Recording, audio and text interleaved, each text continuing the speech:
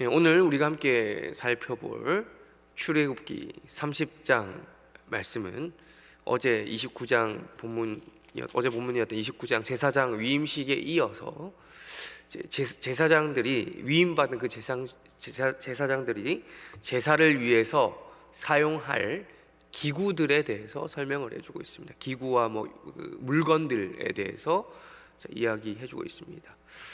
제사장이 어제 그런 위임식을 통해서 나름 이제 그 연약한 인간이지만 그에게도 거룩함이라고 하는 과정을 위해서 위임식에 이렇게 여러 동물들을 잡아 죽이고 이런 과정이 있었던 것처럼 이 물건들 또한 거룩하게 성별되어야 될 필요가 있다는 것을 우리가 오늘 본문 전체적으로 살펴볼 수 있는데, 일단은 이제 우리가 거룩이라고 한다면 본격적으로 레위기에 들어가면 이 거룩에 대한 이제 여러 가지 이야기를 제사법부터 시작해서 이야기가 나오는데, 어쨌든 이제 그 앞서서 레위기에 들어가기 전에 앞서서 출애굽기에서도 이미 거룩이 어떻게 필요한 것인가에 대해서, 어느 정도로 필요한 것인가에 대해서도 이미 이야기하고 있다는 것입니다. 이 거룩이라고 하는 것은 이제 오늘 이제 출애굽기 어제 29장에서도 마찬가지지만 오늘 30장에서도 거룩에 대한 개념이 계속해서 나오는데, 이제 전체적으로 이제 한 가지 딱 주제를, 거룩이라고 하는 주제를 어디로 적용해 볼 수 있냐면, 이제 여기서 말씀하고 있자고 하는 핵심부터 말씀드리면, 거룩이라는 것은 무언가를 덮어주는 것이다라는 거예요. 덮어주는 거다. 덮는 거. 이 덮어줌, 즉 바꿔 말하면 지속적으로 거룩해야 될 필요성이 있는, 지속적으로 뭔가 덮어줘야, 정기적으로 이 덮어주는 행위를 해야 된다라는 것을 우리가 어제 본문과 오늘 30장 본문을 통해서 우리가 알 수 있습니다. 제사장이 사용하는 도구를 제작하고 물건을 제작하고 활용을 어떻게 할 수 있는가? 그 첫 번째로 1절에서 10절까지 보면 분향 제단에 대해서 이야기를 하고 있습니다. 향을 피워야 된다. 향을 피우는 그 제단을 제작을 하고 있고요. 두 번째로는 11절에서 16절까지 속전에 대해서 이야기를 하고 있고, 세 번째로 17절부터 21절까지는 물두멍에 대해서 이야기를 하고 있고, 22절부터 33절까지는 그 거기 쓸 이제 향 기름에 대해서 이야기하고 있고, 마지막 다섯 번째로는 34절에서 38절까지 향 품에 대해서 이야기를 하고 있습니다. 근데 이게 전부 다 무엇을 덮어주는 거예요. 우리가 오늘 집중적으로 볼 것은 이제 분향 제단 1절에서 10절까지 나온 것 중에서 제가 이제 7절부터 좀 볼 건데요. 향이라고 하는 분향 제단이라고 하는 것 또한 이제 무엇을 덮어주는 것이죠. 향이 무슨 용도로 향을 피웁니까?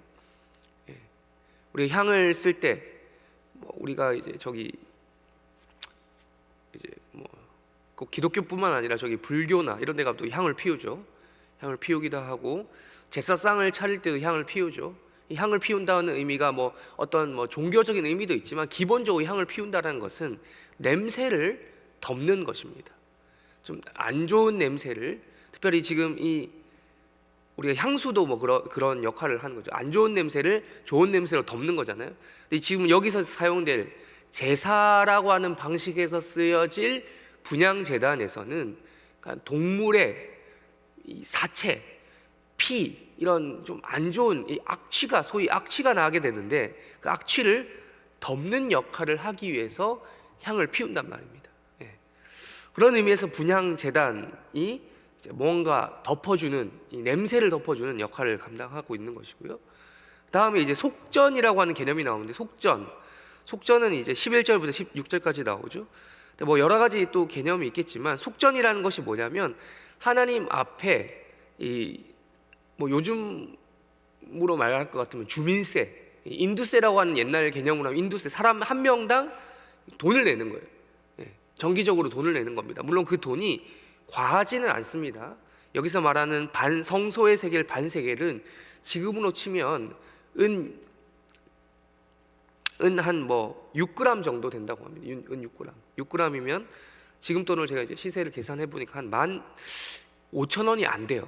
15,000원이 안 되고 한 12,000원 돈 정도 되는 것 같은데 어쨌든 그 정도의 돈을 정기적으로 한 1년에 한 번 정도 이렇게 내야 했던 거죠. 그 돈을 내므로써 16절을 눈으로 보십시오. 30장 16절을 눈으로 보시면 너희의 생명을 대속한다라는 개념이 나오거든요. 대속한다라는 말 자체가 무엇을 의미하냐면 원어로 보면 이 덮어준다는 뜻이에요. 돈을 내고 자신의 허물을, 자신의 그 죄를 덮임을 당한다. 그러니까 하나님이 이걸 통해서 속죄를 해주겠다라는 개념으로 쓰여지고 있습니다. 속전 또한 허물을 덮는 이러한 행위로 낸다라는 것이죠. 그리고 세 번째로 물두멍 또한 무엇입니까? 물두멍 또한 물로 씻는 거잖아요. 씻는 것으로 이 더러움을 깨끗함으로 덮는 것입니다. 그리고 또한 네 번째로 향기름 또한 이제 뭔가 기름으로 바르는 거죠. 어떤 기구와 모든 그 사용될 물건에 특별히 제작된 향기름을 가지고 덮어주는 것입니다. 그것을 바른다라고, 발라서 구별한다라는 표현이 나오는데 덮어주는 것입니다. 그리고 마지막으로 향품이 나오죠. 향품, 아까 말씀드린 향품은 이제 아까 지금 앞에서 말한 분향단에 쓰일 그 향을 이야기하는 겁니다. 그 향, 그러니까 사실상 똑같은 이야기를 하고 있다. 분향제단에서 쓰일 향품을 이야기하는 것이기 때문에 똑같은 것이다라고 우리가 볼 수 있는 것입니다. 그러니까 지금 우리가 계속해서 볼 수 있는 것은 이 제사장이 쓰는 이 도구는 지속적으로 거룩해야 되는데, 이 거룩함이라는 것은 이 무언가 이 부정한 것, 더러운 것, 뭐 좀 적극적으로 표현하면 죄를 덮어주는 그런 역할로서 이 거룩함이 계속해서 필요하다. 뭔가 계속 덮어야 된다라는 것을 우리가 본문을 통해서 알 수 있다라는 것입니다. 우리 여기서 좀 한 발자국 더 나가서 우리는 신약을 이미 다 알고 있는 자들이기 때문에 한 발자국 더 나가서 계시록에 표현된 이 향에 대해서 우리가 생각해 볼 필요가 있습니다. 계시록에서는 이 향을 뭐라고 표현하는지 기억하십니까? 계시록 5장과 8장에서 이 하나님 앞에 계속해서 이 올려드리는, 정기적으로 올려드리는 이 향에 대해서 뭐라고 하고 있냐면, 이 향은 성도의 뭐다? 기도다라고 표현하고 있는 것을 우리가 말씀을 이미 들어서 잘 알고 계시리라 생각합니다. 이 향을 지속적으로 피우잖아요. 우리 7절 눈으로 한번 보시겠습니다. 7절, 아론이 아침마다 그 위에 향기로운 향을 사르되 등불을 손질할 때 사른다라는 표현을 하죠. 향을 피울 때는 무엇과 동시에 한다고요? 등불을 손질한다. 등불이 무엇입니까? 또 이 등불은 또 따로 있습니다. 그 앞에 이제 출애굽기 27장에 보면 이제 이 등불에 대해서 표현을 이야기하고 있는데, 등불을 저녁부터 아침까지 정기적으로 보살펴라. 그러니까 등불이 꺼지지 않도록 하라라는 이야기를 하고 있죠. 등불이 상징하는 바는 무엇입니까? 그러면 성령의 계속해서 부어주시는 은혜를 이야기. 성령의 등불의 역할이 불을 밝혀주는 것이죠. 어두컴컴한 그 성막 안을 밝혀주는 것이 그 등불의 역할인데, 등불의 그 어두운 곳을 밝혀주는, 즉 성령의 조명하심을 이야기하는 겁니다. 어두컴컴한 우리 마음 가운데 성령님이 쫙 비춰주시는 거예요. 그것을 이야기하는 거죠. 등불을 그 손질할 때 같이 하는 것이 뭐라고요? 연결되는 것이 향을 피우는 것입니다. 그러니까 이제 우리가 기도하는 행위와 무엇이 연결된다고요? 성령의 끊임없는 그 은혜, 밝혀주시는 그 은혜가 우리 가운데 우리의 기도와 함께 역사한다는 거예요. 그것을 이야기하는 것이죠. 그래서 등불을 손질할 때에 이 향을 같이 사르라고 하는 이 말씀이 바로 그런 뜻에서 우리가 이해를 할 수 있겠고, 이어서 8절을 보시면 또 어떤 방식으로 등불을 켤 때 이 향을 계속 살라야 된다? 등불 또한 계속해서 켜져 있어야 되는 것처럼 저녁과 아침마다 늘 이 향 또한 확인을 해야 된다라는 것입니다. 8절에서 그래서 어떻게 표현하고 있습니까? 이 향은 너희가 대대로 여호와 앞에 끊지 말아라 라고 이야기하고 있습니다. 대대로라는 말이 이제 끊어지지 마라, 바꿔 말하면 규칙적으로 계속해서 이 향이 이제 계속 이제 피워지고 있는지 확인을 하라는 것입니다.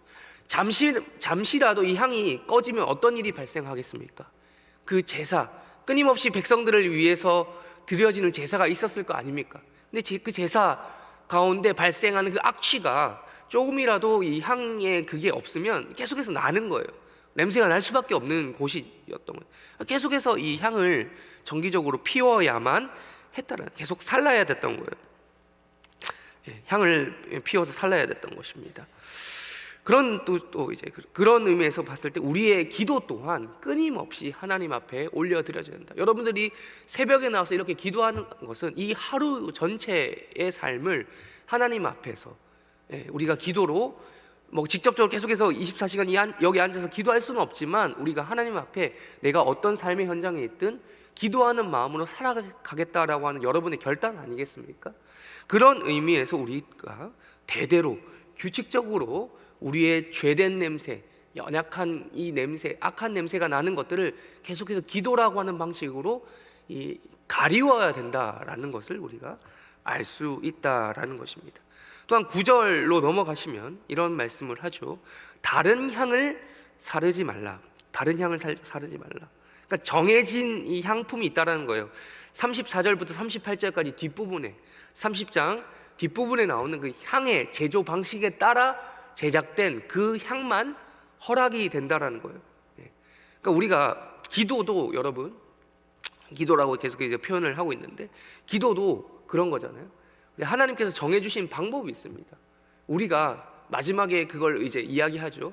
마지막에 기도할 때 무엇으로 기도를 마칩니까?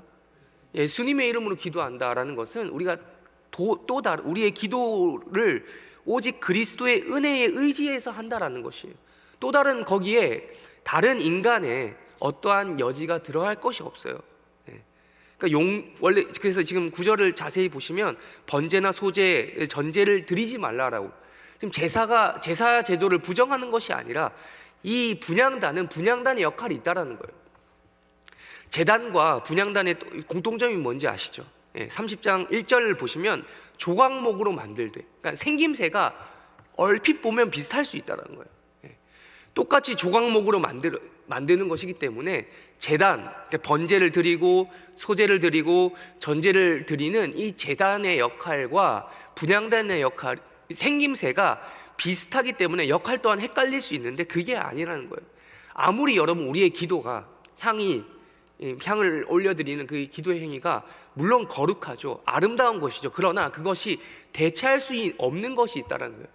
그것은 번제, 제사의 역할을 대신할 수 없습니다. 바꿔 말하면 우리는 기도가 정말 거룩한 행위고 아름다운 행위는 맞지만 기도 그 자체가 예수 그리스도의 공로를 대체할 수 있습니까? 없습니까?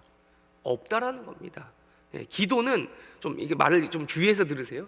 기도는 기도일 뿐입니다. 제가 기도를 폄하하는 것이 아니라 우리의 기도가 하나님의 은혜로 냄새를 덮는 그런 역할을 하는 것이지, 기도 자체가 예수 그리스도의 공로 자체의 그 본질을 의미하는 것은 아니다라는 거예요.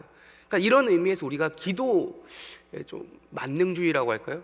기도하면, 그러니까 내 기도의 내용이 어떠하든 상관없이 하나님의 의도와 하나님 뜻과 상관없이 내가 기도하면 무조건 다 이루어져야 된다라고 하는 기도 만능주의는 우리가 어느 정도 주의할 필요가 있겠다라는 또 생각을 해보게 됩니다. 기도는 공로가 아닙니다. 그 자체로 공로가 아닙니다. 여러분, 기도하라는 행위는 은혜를 구하는 행위예요. 은혜를 구하는 통로입니다.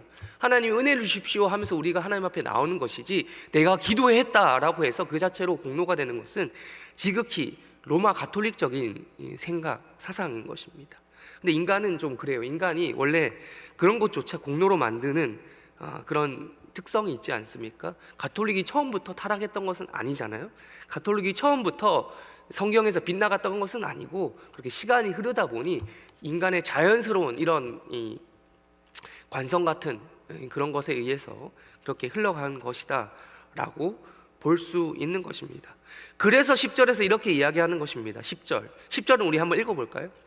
10절 다 같이 한번 읽어보겠습니다. 시작. 아론이 1년에 한 번씩 이 향단불을 위하여 속죄하되 속죄제의 피로 1년에 한 번씩 대대로 속죄할지니라. 이 제단은 여호와께 지극히 거룩하니라. 아멘. 그래서 이 향단불도 뭐가 필요하다고요? 속죄가 필요한 겁니다. 물건인데 속죄가 필요하다고요. 속죄는 우리 인간에게, 우리 속죄가 필요한 대상 우리 아니겠습니까? 그런데 여기서 이 향단 뿔 또한 속죄가 필요하다는. 그래서 이 물건에다가 뭘 바릅니까? 피를 바릅니다. 피를 뿌립니다. 그러니까 29장에 보면 제사장에게 피를 뿌리는, 거룩하게 성별을 구별하기 위해서, 제사장을 속죄하기 위해서 제사장에게 피를 뿌리는 행위가 나오는데, 향단 뿔 또한 이 피를 뿌리는 거예요. 바꿔 말하면 피로 덮는 거예요. 피로 덮는 그 속죄 행위가 필요하다라고 말씀하고 있는 것입니다. 1년에 한 번씩. 그 말은 즉 우리의 기도 또한 이러한 속죄가 필요한 경우로 우리가 볼 수 있다라는 것입니다. 규칙적으로 이러한 것들을 통해서 하나님께서 결국 요구하시는 것은 우리가 계속해서 거룩해야 되며, 거룩이라는 것은 계속 무언가 우리에게 덮어주는 이러한 작용이 필요하다라는 것을 우리가 말씀을 통해서 확인할 수 있습니다. 우리 또 다른 날주 본문 한 본문만 더 찾아보도록 하겠습니다. 요한복음, 신약성경 요한복음 9장 말씀입니다. 요한복음 9장 1절부터 5절까지 말씀 읽겠습니다.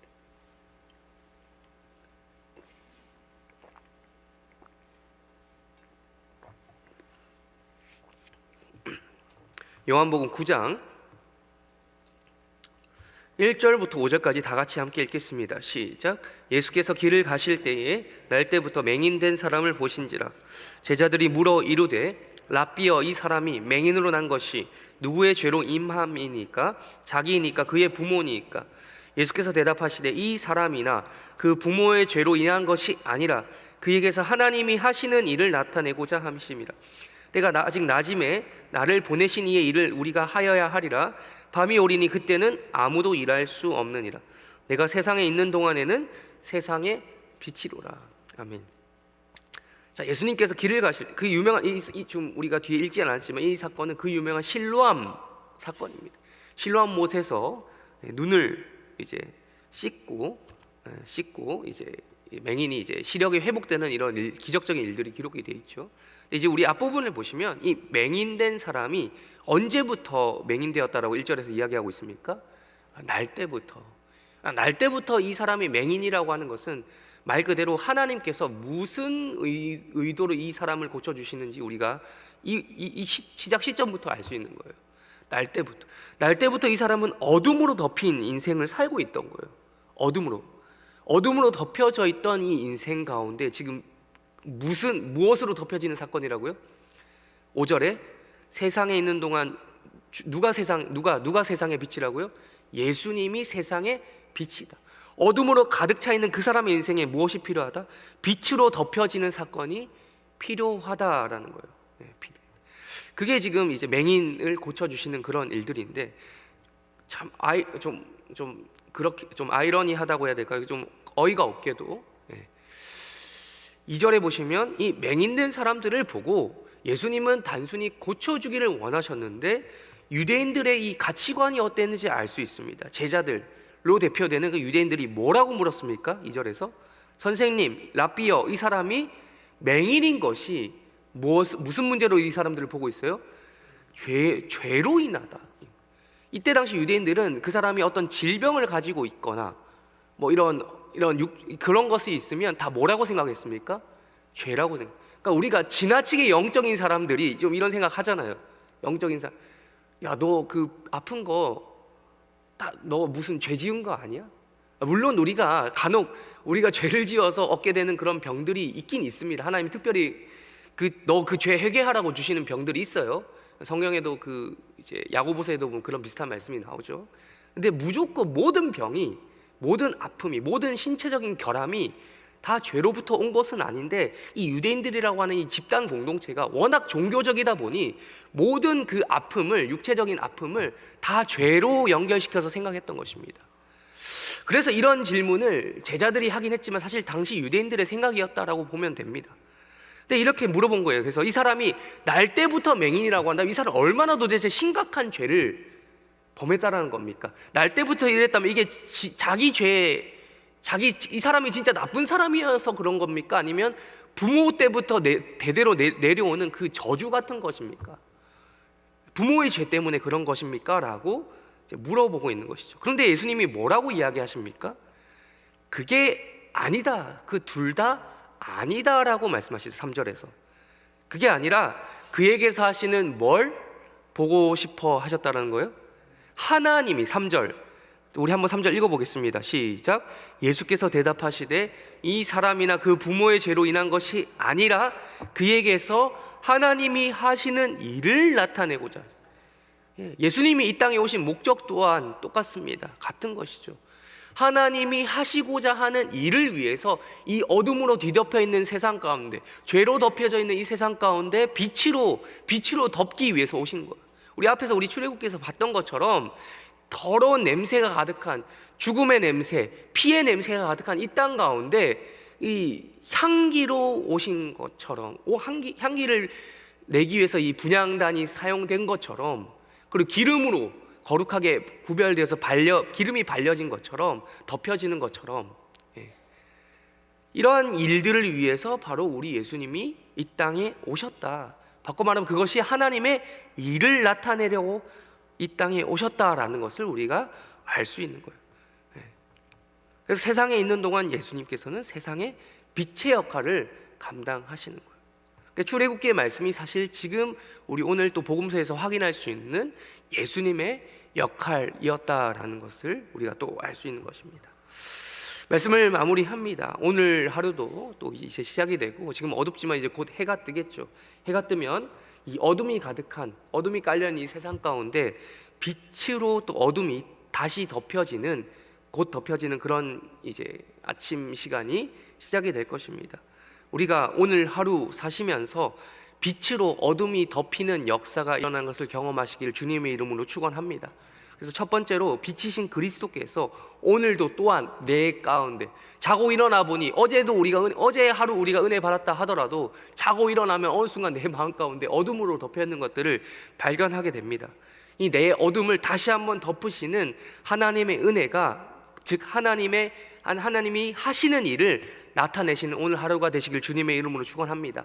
또한 한 가지 더 말씀드리자면, 내가 또한 세상에 나아가서 그 세상의 빛이 되신 예수님의 그 능력을 가지고 다른 사람의 그 어둠이 있을 거 아닙니까? 내 어둠도 보겠지만 다른 사람의 어둠을 오늘 하루도 발견하게 될 것인데, 그 허물이라고 할까요? 죄라고 할까요?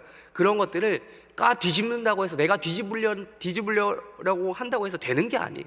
해결되는 게 아닙니다. 그 문제가. 그게 아니라 덮어주시는 그런 은혜를 또한 나타내시는 그런 귀한 하루가 되시기를 주님의 이름으로 축원합니다. 우리 다 같이 주기도문으로 예배를 마치고 각자 개인 기도 제목 가지고 기도하시다가 때가 되면 돌아가시길 바랍니다. 기도하겠습니다. 하늘에 계신 우리 아버지여, 이름이 거룩히 여김을 받으시오며 나라의 마옵시며 뜻이 하늘에서 이루어진 것 같이 땅에서도 이루어지이다. 오늘날 우리에게 일용할 양식을 주옵시고, 우리가 우리에게 죄 지은 자를 사하여 준 것 같이 우리 죄를 사하여 주옵시고, 우리를 시험에 들게 하지 마옵시고 다만 악에서 구하옵소서. 등의 나라와 권세와 영광이 아버지께 영원히 있사옵나이다. 아멘.